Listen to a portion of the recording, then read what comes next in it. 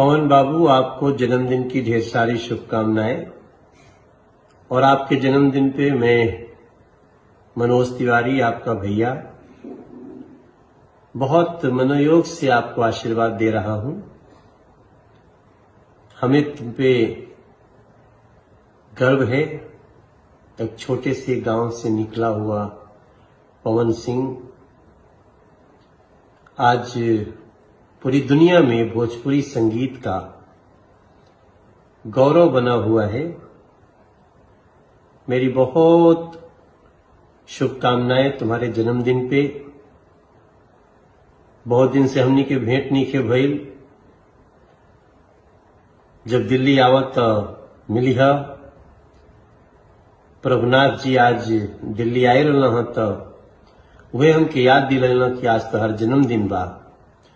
और हम सोचनी कि दूर बानी कैसे तरह खातिर वीडियो बनावता नहीं। आगे भी तो अपने जीवन में खूब अच्छा करा।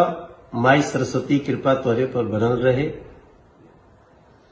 तोहार मनोज भैया के दिल से आशीर्वाद खूब बढ़ा और भोजपुरी के नया नया सुर और संगीत गढ़ा और जल्दी हमसे मिला। Many many happy returns of the day Pawan. खुश रहा।